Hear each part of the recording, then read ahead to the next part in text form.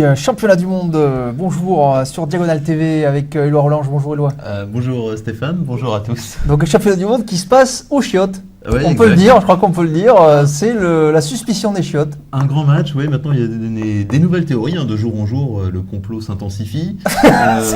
Rappelons donc C'est terrible. L'histoire de base, c'est que donc Veselin Topalov annonce par l'intermédiaire de son manager Silvio Danailov qu'il y a des soupçons sur le fait que Vladimir Kramnik soit aidé, qu'il aurait donc placé des émetteurs dans les toilettes, quelque chose qui lui permettrait de récupérer un signal venant d'un ordinateur surpuissant qui lui annoncerait les coups. Preuve à l'appui, donc selon le camp Topalov, Vladimir Kramnik va aux toilettes beaucoup trop souvent.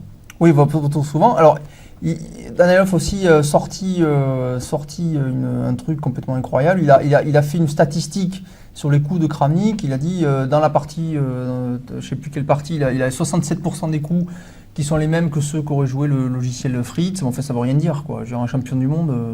En plus, Topalov, au tournoi de San Luis, où il a gagné son titre, avait des scores bien supérieurs parce qu'il était proche de 90% des coups de l'ordinateur. Donc c'est du n'importe quoi dans tous les sens. Alors effectivement, de dire que les coups sont similaires à ceux proposés par l'ordinateur n'a pas vraiment de sens, dans la mesure où il s'agit quand même des meilleurs joueurs du monde, qui sont censés jouer les meilleurs coups.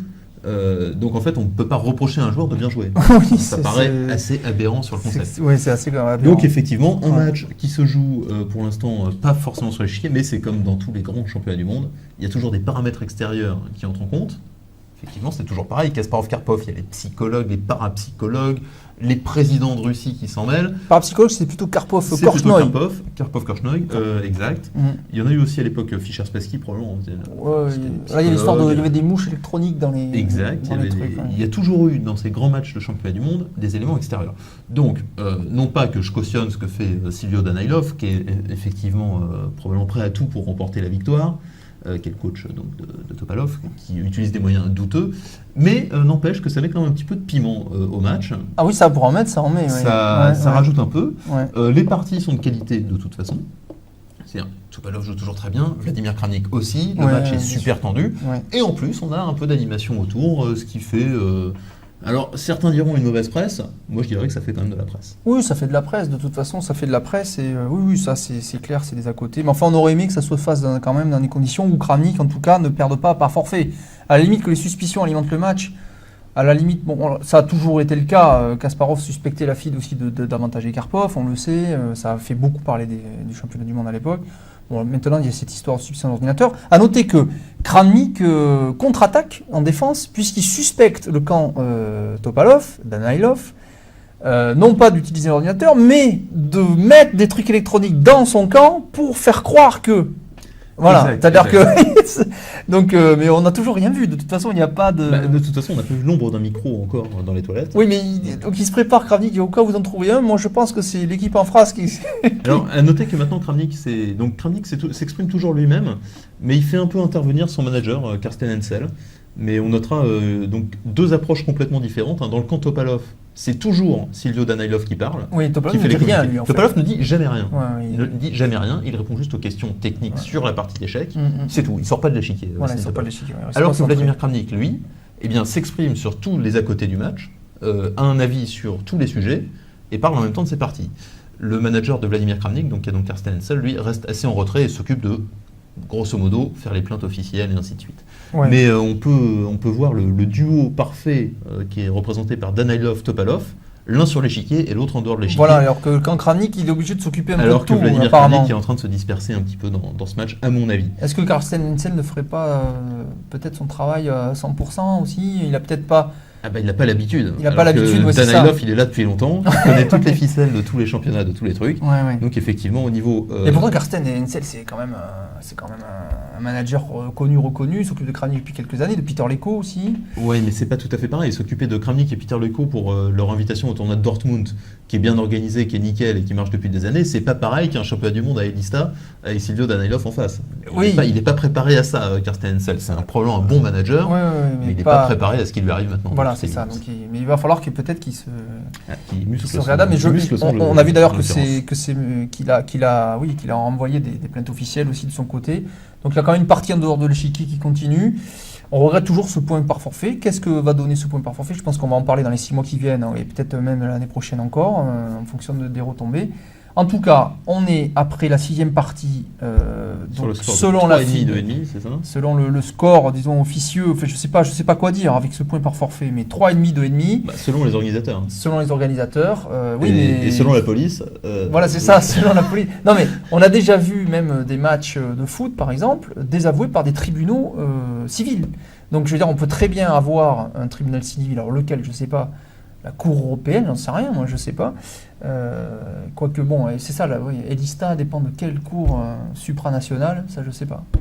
Effectivement, on peut se poser la question. Mais bon, on peut très bien imaginer. La FIDE est en Suisse, donc la FIDE réside en Suisse. Enfin, le noyau dur de la FIDE est en Suisse, donc dépend probablement de la justice suisse. Donc Ouais, je pense que ouais. c'est là-bas que la plainte sera déposée. Ouais, donc, bon. Donc, alors évidemment, Kramnik, Si plainte, il y a- peut-être Kramnik a eu peut-être raison de jouer si dans sa tête il a, bon, de toute façon, si je gagne le match, ça sera plié. Je porterai plainte quand même pour récupérer des sous. Et si je perds le match, je peux toujours encore porter plainte au cas où, voilà. Donc peut-être il joue sur cette ambiguïté-là. Oui, mais alors ça, Stéphane, tout le monde le sait, quand on accepte de continuer après une décision défavorable, une décision d'arbitrage défavorable, ça veut dire qu'on l'a accepté. Sinon, on refuse de continuer. C'est impossible de porter plainte après, ça ne marche jamais, tout simplement. Oh, il y a des cas, il y a des cas. Oui, cas, mais c'est assez malsain.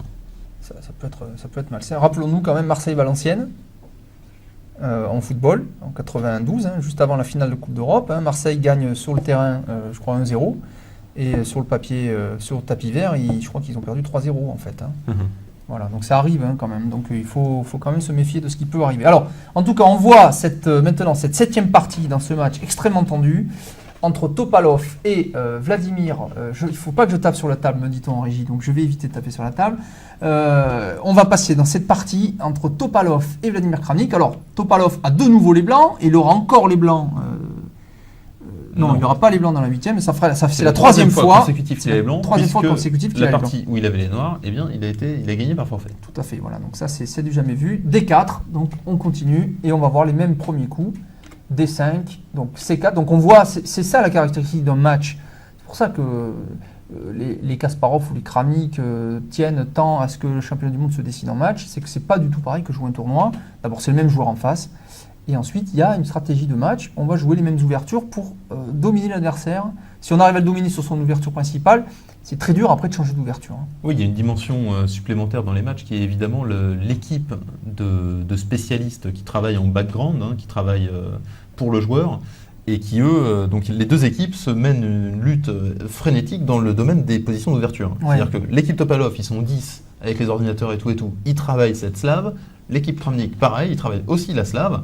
Et donc ça donne effectivement des parties d'un niveau extrêmement avancé dans les ouvertures sur cette slave. À noter d'ailleurs que Barayev et Zvidler, je crois, ont rejoint oh là là, je vais pas y arriver, Kramnik, Topalov, ont rejoint Kramnik à Elista pour le supporter. Oui, alors je crois Peut-être qu'ils même sont pour l'aider. les deux joueurs russes, donc Peter Svidler et Yevgeny Barayev, sont affligés complètement par cette affaire des toilettes. Ils trouvent ça scandaleux et ils ont décidé d'aller aider Vladimir Kramnik, Voilà. de le soutenir. Même sans être payé. Donc par pure volonté de le faire, quoi. C'est rare que les Russes. Et on ne tape pas sur la Il table. ne faut pas que je tape sur la table. Et c'est rare que les Russes fassent des choses sans se faire payer. Alors donc C4, C6, cavalier F3, cavalier F6, et là maintenant E3. Donc là, Topalov varie encore. Donc il essaie de surprendre Kramnik par des changements comme ça d'ouverture. La dernière fois, il avait joué.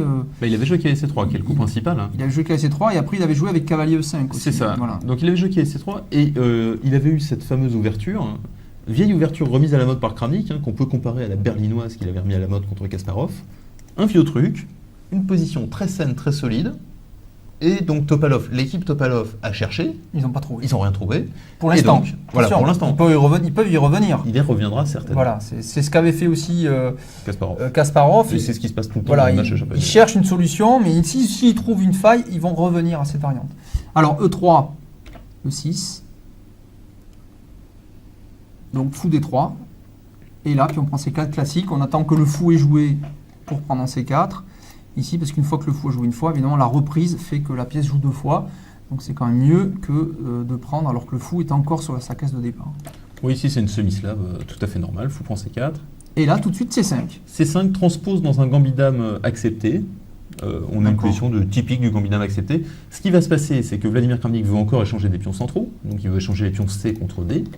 La reprise des blancs, normalement la reprise de Topalov sera avec le pion E, et on arrivera dans un pion isolé. Mais comme c'est la partie, on va y venir. On va y venir. Maintenant, l'idée principale de Vladimir Kramnik dans son choix d'ouverture, c'est toujours d'échanger des pions centraux et d'obtenir une position où les pièces s'échangent. Bref, il veut neutraliser Veselin Topalov tout simplement. Et puis éviter les préparations trop aiguës.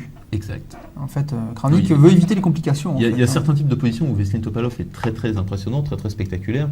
C'est les positions d'attaque notamment, les positions où les pièces se replacent et les positions où il y a des leviers de pions extrêmement complexes.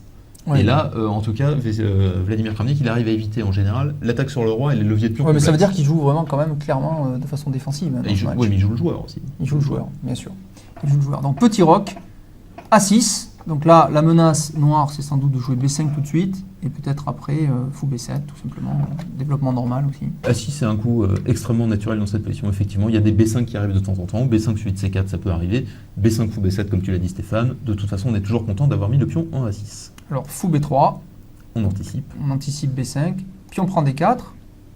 E prend D4, donc logique pour libérer le fou, mais problème.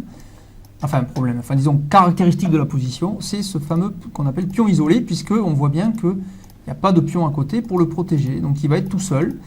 On voit bien qu'il est isolé, hein, contrairement par exemple au pion B7, qui lui est toujours soutenu par le pion A, hein, par exemple sur B5, il sera soutenu par le pion. Ici, ce pion nécessite, D4 nécessite des pièces, par exemple ici la dame et le cavalier, pour être en défense. Donc ça peut être un souci. Par contre, avantage, c'est qu'on a une colonne semi-ouverte ici et une colonne ouverte là.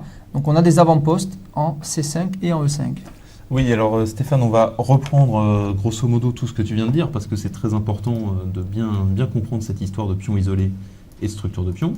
Donc ici, on va nettoyer la position et on va recommencer. Alors, il y a effectivement un pion isolé en D4. Ça, c'est une chose. Il y a un avant-poste qui est la case de 5 pour le cavalier blanc. Pour bien évaluer les structures de pions, je voulais revenir là-dessus, c'est on compte le nombre de groupes de pions. On voit que les noirs ont un groupe ici, c'est deux pions ensemble, et un deuxième groupe ici. Donc les noirs ont deux groupes, alors donc, que les blancs en ont un là. Ça, c'est un groupe puisqu'il est tout seul, il n'a personne à côté. Et ça, c'est un troisième groupe. Donc c'est deux groupes contre un. Voilà. Un nombre de pions égal. Oui, 3 groupes contre 2 là. 3 groupes contre 2, c'est oui. ça. Donc, avantage pour celui qui a le moins de groupes. Donc ici, avantage noir au niveau de la structure de pion. Oui, parce que ça fait autant de groupes, autant de cibles. C'est ça, exactement. Donc, voilà pourquoi le pion isolé est considéré comme une petite faiblesse en termes de structure de pion, et que si toutes les pièces sortent, moins il y a de pièces, plus le pion isolé est faible, et ainsi de suite. Maintenant, en contrepartie, c'est l'attaque. On a l'avant-poste sur cette case 5, comme on l'a dit, et en même temps, on voit que si un cavalier vient s'installer là, le fou peut revenir en C2, le cavalier peut bondir, le fou peut arriver. On peut toujours passer une tour, par ici, et la dame qui peut passer. Donc, grosso modo, à plus ou moins long terme, toutes les pièces blanches vont se retrouver sur le petit roc des noirs. Voilà ce qui va se passer. Donc, on a le pion faible en D4, on attaque le roi. Voilà le débat pion isolé qui est lancé. Tout à fait. Alors, cavalier C6, donc logique, développement. Attaque tout de suite d'ailleurs aussi le pion D4 avec la dame. Donc, bon, ça va, il s'est défendu. Pour l'instant, il est défendu. Et puis on ne voit pas trop après pour ajouter des pièces, c'est pas simple, hein, parce que ce fou, ça va être difficile d'attaquer le pion. Et il faudrait ramener une tour derrière la dame, mais bon, on n'y est pas. Hein. On est très loin de tout ça. Cavalier C3, développement logique aussi, donc très bien placé. L'avantage aussi, c'est... Oui, enfin, en l'occurrence, dès qu'on a joué C4... Notons ici que Veselin Topalov menace D4, D5. On menace D5. On peut le menacer. Voilà, qui permettrait d'éliminer le pion isolé en l'échangeant contre le pion E6, et qui souvent donne un avantage dynamique au blanc avec des échecs possibles. Une pièce supplémentaire. On a un petit peu d'avance de développement. Voilà, mais par contre, ça symétrise les structures de pions, donc ça aussi, ça peut être un facteur de nul. C'est-à-dire que par exemple ici, si Vladimir Kramnik joue un coup comme B5, eh bien évidemment D5 deviendrait extrêmement fort. Ouvrant toutes les lignes, le roi au centre, tout faible, ça serait écrasant après B5. Donc cavalier C3. Fou E7, donc là tranquille, très tranquille, Kramnik. Tour E1, logique. La tour ici, en cas de D5, alors pourrait faire pression parfois sur le fou E7. Il faut faire attention à ces possibilités des fois. Et en tout cas, aussi contrôle très bien la case de 5, qui peut être une case pour le cavalier. Voilà, enfin, donc en tout cas, elle est active cette tour, beaucoup plus qu'en F1. Petit roc. A4, donc à noter que A4 donc empêche B5, et à noter que Topalov prend son temps pour développer son fou. C'est-à-dire qu'il n'a sans doute pas encore trouvé la meilleure place pour ce fou, qui pourrait aller peut-être, tout à l'heure, il pouvait peut-être aller en E3, maintenant qu'il y a la tour, c'est pareil, moins d'actualité. En F4, en G5, et peut-être des fois même en D2. Bon, en l'occurrence, là, c'est pas possible, mais pour l'instant, en tout cas, il se réserve les possibilités. Oui, à noter que A4 est le premier coup un peu... Responsable, hein. Oui, c'est pas responsable, c'est un peu nouveau, on va dire. C'est-à-dire ça sort des grandes lignes. Les deux grands coups sont fou F4 et fou G5 dans cette position avant A4. Ouais, pardon. Les deux grands coups, c'était fou F4 ou fou G5. Dans les deux cas, avec l'idée, donc quand le fou est en F4, c'est de s'implanter avec le cavalier en E5 et de reprendre du fou sur la case E5, c'est quelque chose qui existe. Et quand on va en G5, eh bien, c'est d'augmenter le contrôle sur le cavalier F6 et donc sur la case D5. Et donc, oui, parce que ce cavalier défend la case D5, donc on peut menacer. Donc A4, c'est un coup qui retarde. À noter que le grand spécialiste de cette position avec les blancs, eh bien, c'est Vladimir Kramnik. Ouais, donc il qui a battu Anand plusieurs fois avec les blancs dans cette position. Il n'a pas peur, Kramnik, Topalov, de rentrer dans les ouvertures. Avec couleur inversée. Voilà. Donc fou D7, donc continue à développer les pièces. Voilà, même si le fou n'est pas super bien placé ici, mais il est quand même développé. Cavalier E5 tout de suite. Alors maintenant, évidemment, c'est l'heure, parce que juste avant, évidemment, c'était pas possible. C'est-à-dire qu'ici, si je joue cavalier E5, le pion D4 est en prise. Par exemple, cavalier prend ou dame prend. Le pion D4 aurait été en prise, défendu qu'une seule fois. En l'occurrence, c'était plutôt cavalier prend. Mais... Cavalier prend d'ailleurs, oui, attaquant le fou notamment. Mais après fou D7, évidemment, la dame ici n'attaque plus le pion D4, et donc on peut jouer cavalier E5. Et alors en cas de prise, on prendrait du pion. Hein, on prendrait du pion ici, bien sûr. Et le cavalier F6 n'a plus de case. Il n'a plus de case, il est obligé d'aller en 8. Et maintenant, l'attaque sur le roi va devenir extrêmement forte. Il peut y avoir après dame H5, tour E3, tour H3 et maintenant H7. Voilà. Oui, ça va très très vite. Hein. C'est pas vraiment caricatural, ça peut vraiment arriver. Donc fou E8. Et là, donc il choisit quand même fou E3, donc malgré que la tour était derrière, mais maintenant le pion D4 était attaqué. Le pion D4 est attaqué, donc on a défendu ici. Bon, mais maintenant Kramnik aurait pu envisager cavalier prend et ensuite dame prend, mais il y aurait un avantage blanc en espace assez important. Hein. Oui, et puis un avantage de développement aussi. Un plan de développement. Donc tour C8 de Kramnik, donc on est encore toujours vers la fin du développement maintenant. Et après tour C1, voilà, je pense qu'on peut dire que là le développement est terminé et il faut engager des actions. Le développement des blancs est terminé, en tout cas ça c'est clair. Pour les noirs, il y a encore des pièces à sortir. On voit assez clairement que ça, c'est pas la position définitive du fou. Oui, il n'est pas parce que pour l'instant, il bloque la tour, donc c'est pas bon. Il faut replacer ce fou. Le plan, en général, pour les noirs, c'est d'échanger des pièces. Donc ici, on voit pas trop comment faire pour le moment. Et pour les blancs, en revanche, on ne sait pas trop non plus quels seront leurs prochains coups. En général, pour les blancs, on joue quand on ne sait plus trop quoi faire. Hein. On joue H4, H5, H6, H6 éventuellement. Et il y a toujours des... Voilà, en gros, c'est ça le plan des blancs dans cette position. Il stabilise un peu tout et puis il pousse son pion H. Voilà, ça, c'est normal. Donc ici, on voit un coup très logique pour Vladimir Kramnik qui a été joué d'ailleurs, qui est le coup cavalier B4. Alors ça, c'est typique des positions de pions isolés. Oui. Alors, il profite du fait que cette case B4 n'est plus attaquée par le pion A qui est allé un peu trop loin. C'est-à-dire s'il avait été en A3, évidemment, c'était pas possible. Donc c'est une case faible. Et en fait, il augmente le contrôle sur la case D5. Donc en fait, il veut replier son cavalier en D5, proposant des échanges de pièces. Voilà, tout simplement. Et avoir un cavalier bloqueur, c'est idéal contre un pion isolé, c'est ce qu'il faut faire. Hein. C'était Aaron Nimzowitsch, le père de la théorie moderne, qui avait indiqué cette technique de contrôle de l'adversaire. Donc un pion isolé est quand même dangereux parce qu'il peut pousser à chaque fois, souvent pour faire des sacrifices et tout. Donc très bien contrôler sa case d'avancée et si possible mettre des cavaliers devant, des cavaliers bloqueurs qui sont à la fois protégés finalement par le pion adverse puisqu'on ne peut pas l'attaquer directement par une pièce lourde et en même temps qui continuent à attaquer le camp adverse. Pièces, c'est du classique. Hein. C'est du classique. Donc tout est normal jusqu'ici. Maintenant, bon coup de Topalov, il passe la dame à l'attaque, il va amener la dame, voilà, probablement sur la case H3. Et pour faire pression sur le pion H7. Avec le fou B3 qui peut revenir en C2. À noter autre chose aussi, hein, donc on a parlé de l'attaque directe avec le pion H. Maintenant on anticipe une dame en H3 qui serait pas mal placée pour attaquer H7. Il faut voir que ces attaques sur le roi noir, en général, se combinent avec des attaques sur le pion E6. C'est-à-dire il y a des quais prend F7, fou prend E6 qui marche avec la dame en H3 des fois. Et on se rappelle notamment une très belle victoire de Vladimir Kramnik contre Garry Kasparov avec un pion isolé dans le match de Londres en 2000 où il avait planté cavalier prend F7 à Garry Kasparov et ça marchait. Ça avait marché. Donc il y a des cas où ça marche. Donc voilà, les blancs attaquent normalement et donc on y passe la dame, là c'est très logique.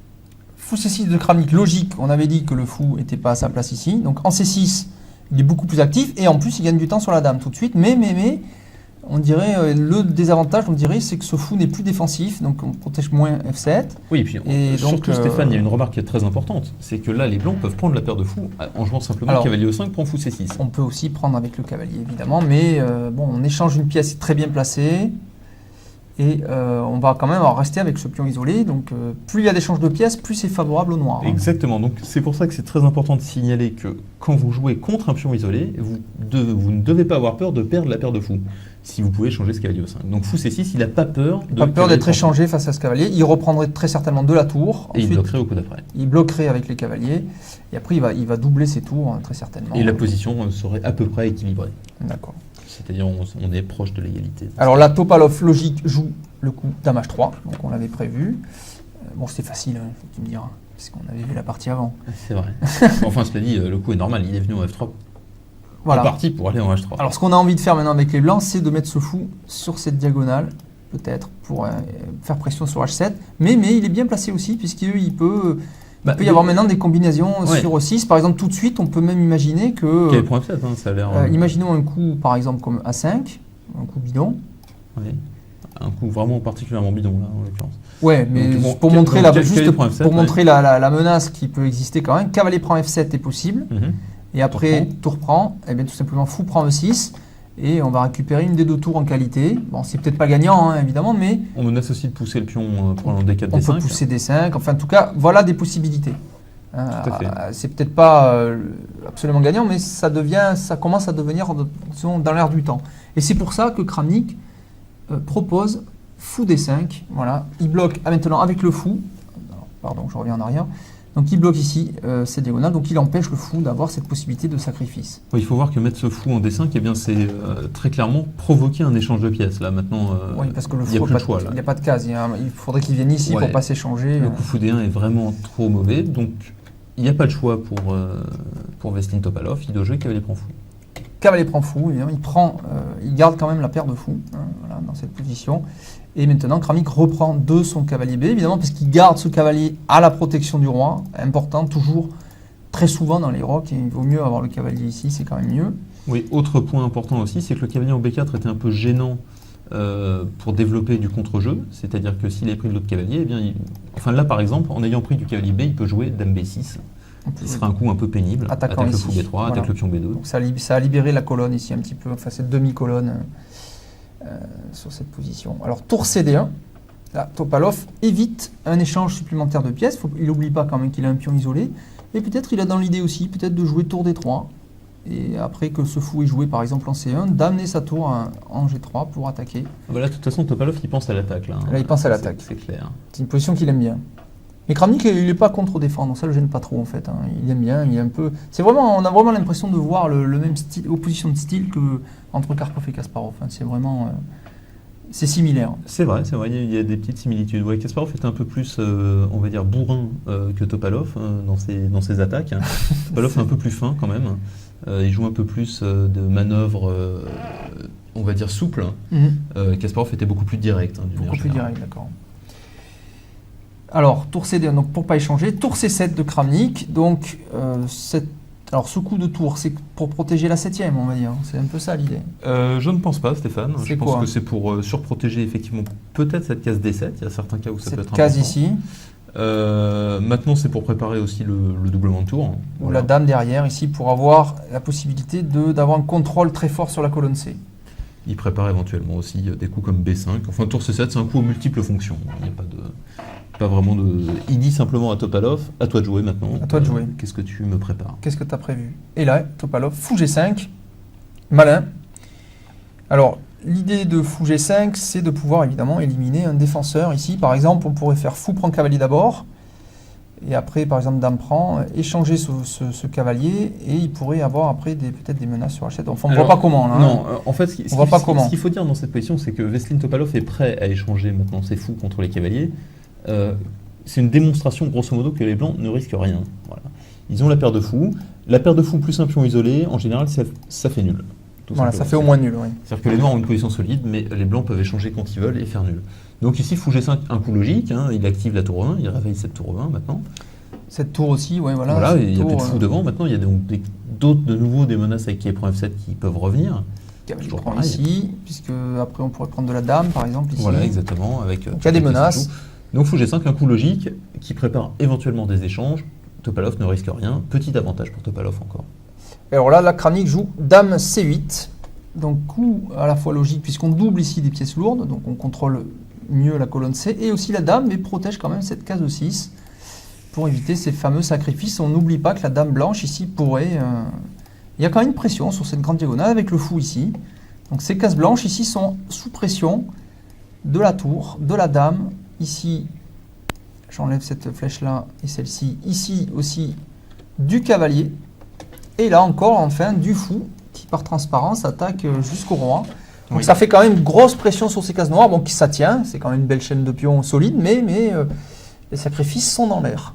Oui, je pense qu'il est important de préciser dans cette position que Vladimir Kramnik, à chaque coup, envisage bien qu'il prend F7, envisage bien tous les coups forcés, en fait, tout simplement, vérifie qu'il n'y a rien, et il faut dire que Topalov n'a pas de plan de pion dans cette position. Il ne peut pas jouer avec les pions, ou alors, en tout cas, c'est pas très, très net. Ouais, c'est pas très net. Donc s'il n'y a pas de combinaison avec les pièces, s'il n'y a pas de plan de pion, eh bien tout simplement, il n'y a rien. On Il y a va être rien. condamné à aller échanger les pièces et puis faire nul piteusement. Piteusement. Dame F3.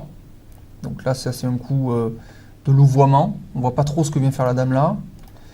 Bon, du côté, il a estimé qu'en H3, il avait terminé son rôle. Le problème, c'est que les blancs ne pouvaient pas améliorer leur position. C'est-à-dire que là, C'est ça. à partir de là, c'est très difficile. Donc là, c'est presque un coup d'attente, on va dire. Et là, maintenant, Kramnik joue tour D8. Donc ça y est, maintenant, il ramène ses pièces vers le centre. Donc il contrôle encore une fois de plus. Bon, petit bémol, il affaiblit un tout petit peu la case F7. Ouais, c'est là qu'on voit un autre avantage de la tour en C7, hein, c'est que ça contrôle Voilà, le rayon X. cette tour par rayon X peut défendre F7 dans certaines situations. H4, alors ça y est, c'est ce que tu disais, il n'y avait pas de plan de pion, donc il en trouve un, Topalov. Il veut jouer sans doute H5 et Ouais. peut-être même H6 pour affaiblir le roi noir. Et là, c'est Kramnik qui lui-même joue H6, posant la question au fou. Alors non, ne pose pas la question au fou, puisqu'on ne menace pas vraiment de le prendre. C'est ça qui est Oui, assez alors, rigolo. on peut, imaginons Donc un coup blanc neutre. un coup blanc, par exemple, comme G3. G3, c'est pas terrible. Voilà, roi H1. Non, c'est pas terrible non plus. Non, Alors un coup neutre, c'est pas un évident. coup Tu me neutre, donnes un par coup exemple neutre. A5. Prenons A5. Alors prenons un coup qui neutre est pas A5. neutre non plus. Bon, enfin, c'est juste pour montrer que pion prend fou. Alors pion prend fou, Pion prend. pion prend. Maintenant, si le cavalier F6 bouge, il y a dame prend F7 suivi d'un mat. Alors imaginons, rapide. là maintenant il faut que le cavalier bouge. Alors, Donc, par exemple, cavalier E8. cavalier H7. Cavalier H7, il y a mat en deux coups, Stéphane. Bon, enfin, on peut le On montrer. va le montrer justement. Voilà. Imaginons Dame prend cavalier F7, échec. Dame prend F7, maintenant échec. On est protégé par le cavalier. On voit bien que la tour ne protège pas parce qu'il y a le fou gêne, évidemment. Donc c'est ce qu'il fallait voir. Et maintenant, après roi H8, évidemment, c'est cavalier G6 mat. Voilà. Exact. Typique, le genre de possibilité. Donc Voilà. le fou n'est pas vraiment attaqué, mais Alors, en fait, l'idée de H6, c'est que ça apparaît H5. ça part curieusement. Parce que maintenant, les H5. blancs peuvent plus jouer H5 puisque le fou est en prise. Voilà, on ne peut pas jouer H5 parce que là, cette fois, le fou serait vraiment en prise. Ouais, d'accord. Ok. Exactement. Donc, ça part H5. Donc, logiquement, Topalov, même s'il n'est pas vraiment menacé, décide de partir quand même. Alors justement, on peut se demander, est-ce que les blancs n'auraient pas pu jouer un coup vraiment d'attaque fort comme G4? Eh bien, il se trouve effectivement, Stéphane, que le coup G4 est le coup qui est recommandé dans cette position par les experts qui disent que c'était les meilleures chances de Topalov Ouais. de trouver de l'attaque. Donc il n'a pas fait ça. Voilà.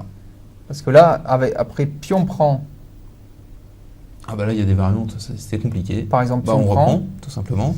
Le cavalier doit bouger. et peut-être il ne peut pas bouger, non, justement. Il ne faut pas le bouger, en fait. Faut pas le bouger. Il faut sacrifier quand même. On va sacrifier ce cavalier parce que s'il bouge, il y a toujours ce dame prend Ouais, F7. qui est de plus en plus grave. Et puis Suivi après, de roi G2, tour H1. ou Roi tour qui G2 passe. et enfin tour H1, on voit bien que maintenant que cette colonne est ouverte, il y aurait un mat derrière, donc ça serait très difficile à parer. Et donc il faudrait laisser récupérer le. Donc il faudrait jouer un coup comme fou B4 par exemple. tout Fou simplement. B4, voilà, donc pion prend F6 obligatoire. Puis on prend et après là on laisse la tour. Hein. Ouais. Enfin voilà, bon, c'est compliqué. C'est très très compliqué. C'est compliqué, c'était possible. C'était possible et il n'a pas choisi ça Topalov, il a joué fou C1. Donc il n'a pas choisi. C'est bizarre parce que c'était pourtant dans son style de faire ce genre d'attaque quoi. Ouais, mais il peut se réserver l'option de jouer G4 plus tard. Il peut le jouer au coup d'après. Ouais, c'est pas pareil. C'est pas pareil, c'est pas pareil. Bon, mais là, il peut préparer H5 aussi. Donc, Fou C1, non, n'est pas encore un renoncement total à l'attaque. Hein. Alors, fou B4 maintenant. Fou B4, Donc, voilà. petit titillage de tour. Où va la tour? Eh bien, tout simplement, à la maison. Voilà ce que Enfin. fait Topalov. Il rentre à la maison. Fou D6. Bon, je menace peut-être d'échanger ce cavalier maintenant, mais il n'y aurait plus de pion isolé alors, après. Hein. Donc, il y aurait quand même une belle paire de fous. Donc, ça serait. G3 de Topalov. Alors bizarre, voilà, là aussi on Voilà, se dit que G3 pas extraordinaire. il n'a pas de rouston le petit Topalov sur ce coup-là, parce que là on a l'impression que Alors, je il dirais, aurait je dirais pu pas ça, jouer Stéphane. G4.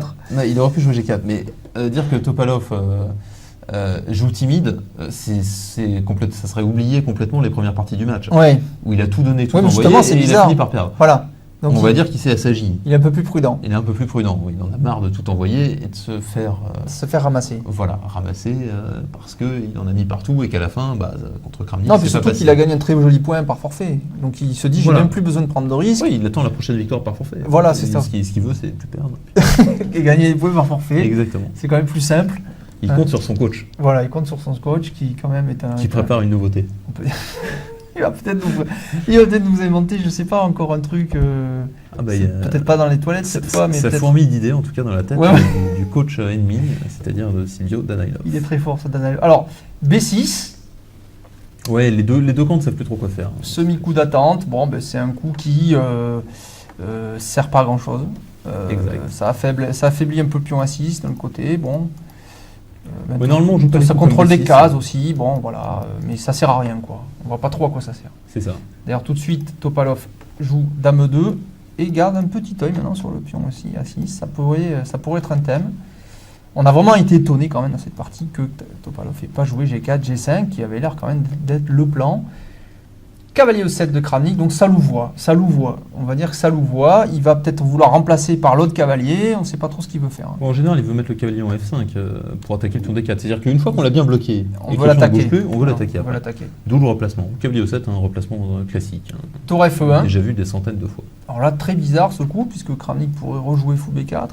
C'est Ouais. quoi? C'est une semi-proposition de nul dans Semi. ce cas-là. Absolument. On peut encore jouer fou D2 évidemment, mais ça serait pas bon avec le pion isolé. Hein. Non. Donc fou prend E5. Alors là peut-être Kramnik a calculé que maintenant c'était l'heure de simplifier. Et après pion prend E5, il échange encore une tour. Dame prend et cavalier FD5. Voilà, il a échangé ses cavaliers, on a vu deux places. Tout à l'heure c'était l'inverse, c'était celui-ci, ce cavalier qui était en D5, et maintenant il a inversé. Et il a échangé en attendant des pièces. Alors là, on a une position qui est quand même très intéressante, Stéphane. J'ai regardé cette partie donc en direct. Il perd de fou, hein. Et quand la position est arrivée, je me suis dit deux choses. Je me suis dit la première, les blancs ont la paire de fou quand même. Ouais, Ça a l'air important. ça a l'air important. Bon, effectivement, les cavaliers noirs se tiennent bien, mais je pense que sur le long terme, la paire de fou est importante. La deuxième chose, c'est que Topalov à son pion H4 peut jouer H5 à plus ou moins court terme, et ensuite menacer faire des menaces sur la grande diagonale blanche. Donc mon idée... Fou C2, Dame D3, mais C'est ça. ça pose un problème pour l'instant, puisque Dame et Tour contrôlent très bien la colonne. Hein. C'est ça exactement. Et donc je me suis dit, probablement les blancs sont beaucoup mieux dans cette position, parce qu'on a la paire de fou, on a des perspectives d'attaque sur le moyen terme, donc ici il doit y avoir un avantage blanc. Mais c'était sans compter sur les gros points forts de la position noire que je n'avais pas bien vu, c'est que les cavaliers se tiennent, donc cavalier 7 D5, sont indélogeables, hein, la case D5 est indélogeable. C'est un très fort cavalier, bien Extrêmement installé au fort. centre, qui contrôle quand même des cases qui empêchent les blancs de manœuvrer. Et l'élément fondamental de cette position, eh bien, effectivement, on l'a déjà dit Stéphane, c'est que les noirs ont la colonne C, tour C7, Dame C8, c'est extrêmement pénible pour les blancs, Ils ont quand même la colonne. Oui. et ça va empêcher Vestin Topalov de mettre ses pièces sur des bonnes positions cases. actives. Il faut juste qu'on me dise de replacer mon micro, apparemment. Donc alors, fou D2, maintenant de Topalov. Donc là, il redéveloppe son fou, bizarrement. Voilà, il le met en D2, parce qu'en fait, il veut bouger sa dame, peut-être. Ah oui, Et, le fou était en C1, il était quand même sous la menace. Il était quand même en prise. Hein, En donc plus, il faut- le fou D2, c'est pas mal, ça fait museau au cavalier D5. Voilà, ça contre le cavalier D5, puisque ça contrôle les cases du cavalier. Voilà, donc ça c'est classique. Ça c'est un schéma qu'il faut bien avoir en tête, hein, c'est très utile. À la fois on peut dire que le cavalier domine le fou, ou que le fou contrôle le cavalier. En tout cas ces deux pièces se tiennent en respect, Exact. on va dire. Alors, ensuite tour C5, là, alors là ça c'est des coups... Tour C5, c'est pas vraiment inexplicable, Stéphane, c'est pour commencer à attaquer le pion E5. Hein, On va a un attaquer- petit œil sur le pion E5, quoi, voilà, on a du cavalier G6 qui Un petit arrive. œil, voilà. Voilà. Enfin, c'est pas non plus un coup qui... Donc ici, il y a beaucoup de possibilités. Voilà, on peut faire Dame C7 aussi. On va attaquer le pion 5, quoi. Alors maintenant c'est l'heure, puisqu'on a joué fou D2, on peut jouer Dame G4, il joue Dame G4, et il menace quand même, pion, fou prend H6, voilà. subtil. Il menace puisque il y aurait ici, il y a un vis-à-vis qui fait que le pion est cloué, le pion G7 est cloué. Le fameux clouage, donc il y a quand même une menace ici, Et là, Kramnik joue logique. Il se sert de la mobilité de son cavalier, d'où aussi l'idée, maintenant on comprend aussi bien ce tour C5 qui protège D5. Cavalier F5, voilà, maintenant sur fou point cavalier, on peut prendre de la tour sans casser notre structure de pion. Et là, cavalier F5 protège à la fois G7 et aussi surtout H6, donc le fou ne peut pas prendre. À noter évidemment que la position reste très très tendue ici, C'est tendu. parce que pour l'instant il se passe, les pièces bougent, des deux côtés. Dame 4, donc maintenant il recentralise la dame. Alors peut-être que maintenant il veut jouer peut-être G4, attaquant le cavalier. Oui, il veut jouer surtout H5 d'abord. Hein. Il veut d'abord jouer H5. H5 puis G4. H5, G4, voilà une possibilité. Et après G5 pour casser le roc. C'est ça, bah, il veut attaquer. Hein. Il veut attaquer. B5, maintenant Kramnik, c'est l'heure. Quand on attaque d'un côté, il faut souvent réagir de l'autre. Donc Kramnik ne veut pas laisser... donc il attaque un peu de l'autre côté. Ici, il veut échanger ce pion apparemment. Bon, pourquoi pas. Alors H5 quand même. Et après, pion prend A4. Topalov choisit de reprendre avec la dame. Dame prend A4. Et il veut peut-être maintenant, il peut faire pression sur le pion. Ah si, c'est loin, peut-être avec tour A1, faire pression ici. Mais ce pion serait faible. Exact, c'est des possibilités. Enfin, il fallait bien reprendre d'une certaine façon, donc il a repris de la dame. Tour B5 de Kramnik. Un petit œil sur le pion B2. Alors, attaque le fou et un œil sur le pion B2. Donc, voilà, il faut remarquer on peut menacer Stéphane, dame B7. quelque chose d'assez important, c'est que Topalov a astucieusement mis son pion à H5. Ce qui fait que maintenant il a des pions sur case blanche et des pions sur case noire. Oui. Ça veut dire que quel que soit le fou qu'il échange contre un cavalier, l'autre fou restera à moitié bon, à moitié mauvais. Quoi. Donc quand on a deux fous contre deux cavaliers, c'est très important de mettre des pions d'un côté sur blanc et de l'autre sur noir. D'avoir des pions des deux côtés, des deux couleurs de case. Il ne faut pas qu'il y ait un fou qui soit très fort et l'autre fou très faible. Ça, c'est pas bon. Il faut que les deux fous soient un peu forts. Donc ici, Topalov a fait quelque chose d'assez malin. Ce qui fait que chaque fois qu'il jouera fou prend D5 par exemple, eh bien, le fou D2 ne sera pas complètement idiot puisqu'il aura un petit œil sur H6. Un petit œil sur ce pion H6 pour pas être complètement idiot. Exactement. Tour C1, donc là, hop, on attaque la dame. Donc logique, dame B7 qui a l'air très fort puisque ça attaque le pion, le fou B3 et par transparence le pion B2. Et d'ailleurs, au passage que par transparence, la dame elle arrive vers le roi blanc aussi. Et la dame, effectivement, ici, commence à contrôler des cases tout à fait intéressantes. Maintenant qu'on a affaibli avec G3 un peu ces cases blanches, avec l'aide d'un cavalier D4 par exemple, un petit échec là, ça aurait été très pénible à contrer. Donc fou C2, ici de Topalov, et là, eh bien on a l'impression quand même, Mélois, que ce pion B2 est en prise. Que se passe-t-il sur tour prend B2 ? Alors tour prend B2, il y a un problème, Stéphane, quand même assez immédiat. Alors tour prend B2. Donc il y a dame 8 échec qui est d'actualité quand même, c'est-à-dire que c'est un des coups qu'on peut faire. Échec. Et il y a fou point F5 également. Il y a les deux coups qui ont l'air assez intéressants, un peu dans le même ordre d'idée, puisque la tour va arriver après. Voyons d'abord, dame prend A8, ouais. dame 8, roi H7, roi H7, et maintenant, fou prend F5 échec. Fou prend F5 échec, le seul coup c'est de reprendre. Et maintenant, le coup c'est tour C8. Tour C8, et ça menace. Un mat ici, on voit que le roi est pris grâce à ce petit pion qui l'empêche de sortir, d'où la subtilité, alors, à noter, le Stéphane, clou dans le cercueil. Hein. À noter quand même quelque chose, une variante importante. C'est qu'il y a toujours dans ce genre de position la ressource suivante qui est tour B1 échec. Donc là il ne faut pas se tromper, il ne faut pas aller sur la case G2 parce qu'il y aurait cavalier E3 double échec suivi d'un mat. Oui. Il y a la dame avec la dame, bien sûr. Donc après roi H2, maintenant il faut toujours calculer ce petit tour H1 échec. Ah oui. On reprend cavalier E3 échec, si le roi vient ici ou là, eh bien il y a dame G2. Dame G2 mat. Baiser de la mort. Mais ici, il y a interception. Hein, oui, mais il y avait un autre coup. Il y avait un autre coup, Éloi. C'est cavalier C7 échec. Alors, il y avait cavalier C7 échec. Exact. Sur tour échec, ici. On reprend. Cavalier C7. Cavalier C7, échec au roi. Qui est pas mal. Et qui est pas mal, puisque maintenant, donc, il y a dame. La dame fait un échec à la découverte. Et la dame adverse va être prise. Et en même temps, avec le cavalier, on a empêché le contrôle de cette case. Donc, et en fait, il y a tout simplement, je pense, ces lois sur tour B1 échec. En fait, on rejouerait fou C1, tout simplement. Donc ça. Voilà, on protège et on menace toujours mat. Donc, ça obligerait les noirs à sacrifier la qualité. Voilà la réponse, sans doute, à la question. Alors, on va regarder le coup suivant. Oui, alors, donc c'est bien avant, Stéphane. C'est bien avant. On s'est enflammé. On s'est enflammé. On est parti dans les variantes un peu On va compliquées. revenir Voilà, après fou après C2. fou C2. Donc il y avait cette Donc possibilité. tour prend B2 qui ne marche pas à cause de, justement, la Dame tour qui 8, va on vient rentrer. de le voir la Voilà. variante, à cause de Dame 8, Roi H7, Fou fou prend prend F5. échec, puis on prend tour C8 menace mat, et même sur tour B1, il y a quand même fou C1. Et là, Et les blancs gagnent. il y a toujours Parce que la le roi menace de noir mat. Et à la rue. Voilà. Donc ici, cavalier B6. Donc entre là, il a choisi d'abord cavalier B6, attaquant la dame. Voilà.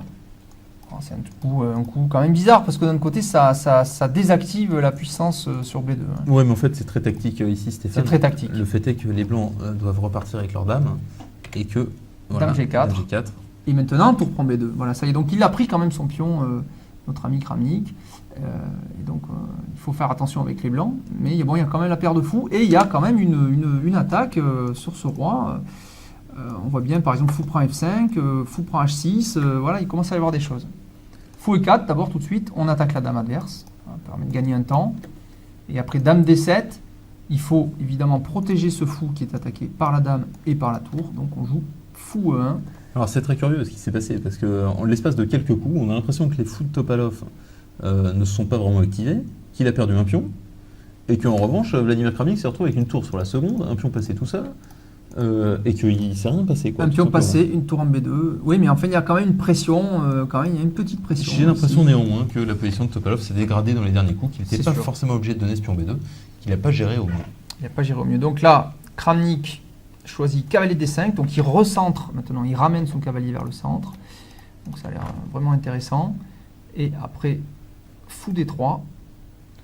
Eh Oui, bien, il ici continue, c'était intéressant parce qu'il y avait la possibilité aussi de jouer dans cette position qui est le DE3. Il y a beaucoup de possibilités. Hein. Non, il y a cette possibilité-là qui existe. Ouais. Par exemple, cavalier E3, attaque la dame, et en cas de prise, ça casserait la structure blanche, et la dame prendrait le fou. Voilà, en direct, il y avait beaucoup de joueurs qui donnaient cette possibilité. Mais effectivement, il semblerait que Dame 4 Dame 4 ici, protège le fou, le bon remède. et le cavalier est toujours attaqué. Et donc prépare G4 il surtout. doit revenir en arrière. Maintenant, donc, mais maintenant, il y aura G4. et il y aura aussi G4. Il y aura G4. Avec derrière un gros Dame H7 échec. Évidemment. Exactement. Donc notons que c'était sans doute d'ailleurs la menace dans la position ici. Donc c'est pourquoi Kramnik joue tout de suite cavalier B4, attaquant le fou. Et on voit que ce fou n'a pas beaucoup de cases. Il faudrait revenir soit en B1, mais Ah bien, ça fait peur. ça fait peur parce qu'il n'y a que la tour pour protéger. Il suffirait de dévier cette Exactement. tour. Et en E4 sinon. Et surtout maintenant, il y a un problème, c'est que quand le fou vient en B1, par exemple, Stéphane, il peut y avoir... Imaginons fou B1. Oui, par j'allais exemple. dire Que se passe-t-il sur cavalier fou B1? D4, mais enfin, cavalier D4, il y aurait peut-être Dame 4. Donc peut-être un coup comme Dame D5 plutôt, qui a l'air possible.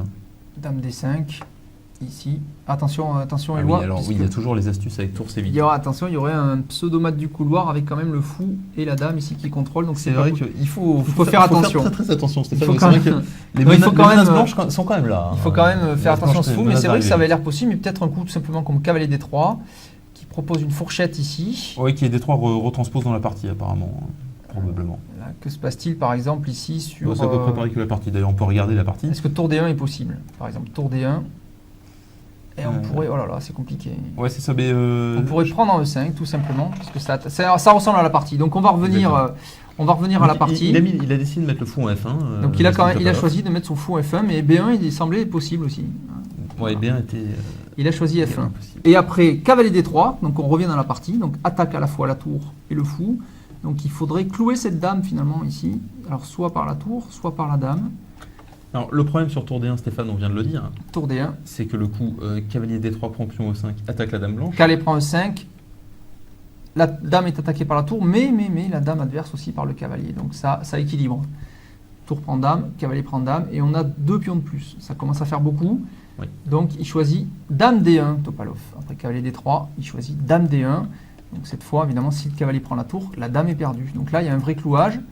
Et d'ailleurs, on a l'air de se dire que il y a un clouage et on voit pas trop comment Kramnik peut s'en sortir. Alors, en fait. cela dit, tout est forcé, donc on peut regarder les coups qui suivent. Effectivement, là, il n'y a pas le choix pour défendre le cavalier D3. Il faut jouer cavalier prend E5, il n'y a pas d'autre coup. Cavalier prend E5, donc prend un pion au passage et propose un échange de dames. Donc à peu près pareil, ça se ressemble. Et là, Topalov accepte l'échange, donc il a quand même 2 pions de moins. Ouais, Topalov a tout vu. Donc enfin, en tout cas, donc là, Topalov lutte quand même pour la nulle. Hein. Donc son attaque, disons, a pas Alors, marché. on a quoi. l'impression qu'il lutte pour la nulle, on va voir. On a l'impression, C'est de la partie. Dame prend D7, cavalier prend D7 logique, et maintenant le fameux, la pointe, tour C8, voilà, ça y est, échec. Et on voit qu'il y a problème parce qu'il n'y a que deux solutions pour les noirs, donc soit roi H7, soit cavalier F8 qui serait très passif. Oui, cavalier F8 n'a pas l'air extraordinaire. Le cavalier pourrait plus bouger. Très dangereux. Ouais, ça a l'air très dangereux. Il pourrait être pris. Après, il suffirait que ce fou arrive sur cette diagonale ici, quelque part, et ce cavalier serait fou. Ouais, il n'y aura plus de défense. Donc, roi H7 est quasiment forcé. Et maintenant, tour C7. Voilà. Donc, la tour C7, le cavalier est attaqué, et derrière, il y a le pion F7 en transparence. Et il n'y a pas de moyen de. Le pion A6 également est en prise par le fou. Et le pion A6 est en prise par le fou, donc il va récupérer un pion Topalov. Exactement. Et là, d'ailleurs, c'est là, je pense que oui, on peut se dire que c'est là que Topalov, que Kramnik a peut-être raté peut-être la suite. Il a peut-être pas joué le plus précis. Bon, c'est pas facile. C'est-à-dire que cette position est quand même, ça va être nul. Mais il pouvait contre-attaquer Kramnik quand je prends le coup cavalier F6. Ici, oui, cavalier F6. Qui attaquait le pion H5 et qui aussi parfois pouvait aider par ce cavalier D4 qui peut sauter ici sur la case D4 pour venir faire des échecs en F3. Il y avait des possibilités. Oui, mais bon, d'après les analyses, oui, ça s'invente. Ça avait l'air possible. Ça s'engage vers la nulle quand même. Après fou point A6, par exemple, ici on a émis ce pion A. Difficile de défendre le pion F7. Il y a des très très bonnes chances de nul pour Veselin Topalov, mais il est évident maintenant, Stéphane, que c'est Vladimir Kramnik qui a repris l'initiative. Après cavalier F6, imaginons une possibilité comme fou prend A6. Oui. Et donc, maintenant, il y a toujours des tours B1, on peut commencer par tour B1. On peut commencer par tour B1, on peut... A noter que sur cavalier prend H5, il y aura toujours le coup G4. Tour B1, attaque le fou donc qui est cloué, donc ça oblige à roi F1. Ouais. Et maintenant... Maintenant, il y a fou D3 qui va revenir, attaquant la tour B1, clouant le cavalier F5, le pion F7 qui est en prise. Bref, les blancs ont suffisamment de jeu pour espérer sortir la nulle de cette position. Ouais, pour espérer, mais c'est quand même, c'est pas simple quand même. Il y a des très très bonnes chances de nul ici. Il y a très bonnes chances de nul, mais ça aurait été possible. En tout cas, Kramnik, après tour C7, a choisi de jouer tour B1, la contre-attaque. Alors tu m'attaques le cavalier, je t'attaque le fou. Et là, Topalov a choisi d'accepter l'échange. Il a trouvé un truc, Topalov, il a trouvé une sorte de forteresse, on va voir. Les coups qui suivent sont à peu près forcés. Tour prend fou. Tour prend fou, tour prend pion F7. Tour prend un premier pion F7. Maintenant A5 pour empêcher évidemment le fou d'avoir prise sur le pion. En même temps, on commence à aller à dame. On commence à aller à dame, bien sûr. Voilà, roi G2. Roi G2. Roi G8 attaque G8, la tour. Pourquoi pas. Donc le roi est quand même très mal placé en H7. Voilà, il ne pourra jamais sortir en G6 à cause du pion. Donc il veut rapprocher son roi un peu de cases plus centrales. On va voir donc dans deux coups maintenant, ça dure encore. Tour A7 normal, logique, on attaque le pion. On se met derrière le pion. Tour E5 forcé quasiment. Il faut protéger le pion. On est toujours mieux placé peut-être ici que là. Ici, la tour était un peu immobilisée. C'est surtout pour le pion aussi, Stéphane. Et pour protéger ce pion, bien sûr, tout à fait. Ici, très important encore, G4 maintenant. G4, attaque le cavalier. Cavalier D6. Et après, fou D3. Voilà, là je crois qu'on est dans la position où on peut dire que les noirs n'ont plus de plan. C'est-à-dire que le pion A5 ne passe plus. Ce pion ne peut pas avancer, il est bloqué par la tour A7. Voilà. Le roi noir ne passe plus parce que quand il vient en F8, il est intercepté par fou G6. Et ici, le fou ici, voilà, va venir en G6 pour empêcher le roi de progresser.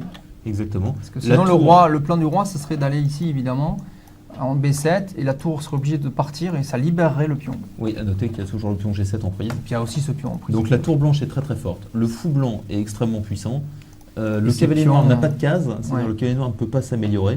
Les blancs ont encore un plan de pion qui est de pousser le pion F éventuellement. Ouais. Le fou est plus fort que le cavalier parce qu'il y a des pions partout. Donc ici, équilibre dynamique, il n'y a plus de plan pour personne. Matériel contre équilibre.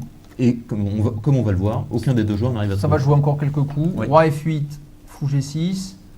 Donc ça va louvoyer, mais vous allez voir que personne n'arrive à progresser. E5 pour Kramnik. Donc on voit que l'avantage aussi avec E5 pour Kramnik, c'est que il est sur noir, donc c'est quand même mieux. Le pion contrôle les cases noires et le cavalier contrôle les cases blanches, ce qui fait un véritable mur que ne peut pas passer le roi blanc. Donc il empêche le roi blanc de progresser. Après roi F2, tour D2 échec, roi E1, tour D5, roi E2. Et il ne peut pas avancer lui-même Kramnik. Tour B5, on voit que ça louvoie, mais il n'y aura pas de solution. Tour D5, tour A7, vous voyez, ça revient. Et après tour B5, fou D3, tour D5, fou G6. Une troisième fois la même position. Troisième fois la même position. C'est nul. C'est parti nul. Voilà, donc belle partie. Topalov a tenté l'attaque. On peut dire que Kramnik l'a bien repoussé puisqu'il a même pris un avantage matériel. Mais que le dynamisme du camp blanc pour Topalov a suffi pour équilibrer. Le match... Oui, Topalov qui passe pas très loin de la correctionnelle, une fois de plus, quand même. Pas très loin. C'est-à-dire qu'il est passé par des positions assez douteuses. Mais il continue sa stratégie sur l'échiquier Topalov, qui est une stratégie très agressive. Il continue à jouer à fond quand même toutes les positions. Il prend jamais les nuls par répétition de coups. Il continue toujours à mettre la pression à Vladimir Kramnik. Il joue au physique, hein, comme d'habitude. Oui. Ici, pour l'instant, le match n'est pas évident parce que ça a l'air quand même bien engagé pour Kramnik, qui passe gros favori quand même, malgré sa défaite par forfait. Parce qu'il faut quand même dire que Topalov sur l'échiquier n'a gagné aucune partie pour le moment. Donc, Oui. Kramnik en a gagné 2, Topalov en a gagné 0. Oui, Donc par maintenant, forfait. Vladimir Kramnik est gros favori à ce stade du match. exactement. Donc, Surtout qu'on approche des 2 tiers du match. Exactement. On est à Donc on est à la 7e partie, il y en a 12. Tout à fait. Donc ça fait 4-3 pour Kramnik après cette... Selon les organisateurs. Hein. Selon les organisateurs et d'après la police, il y a encore 4-2. Il y a encore quelques. Mais bon, il faudra faire les comptes à la fin. Voilà, donc on se donne rendez-vous maintenant pour la 8e partie. Donc c'était une très belle 7e partie à revoir, je pense, à analyser. Très belle partie d'attaque avec une excellente défense de l'autre côté et contre-attaque, tenue, dynamisme. C'est des beaux échecs. Hein. Bah, C'est du beau jeu. C'est du beau jeu, du très beau jeu. Avec des beaux joueurs. Avec des beaux joueurs. À très bientôt pour la prochaine partie.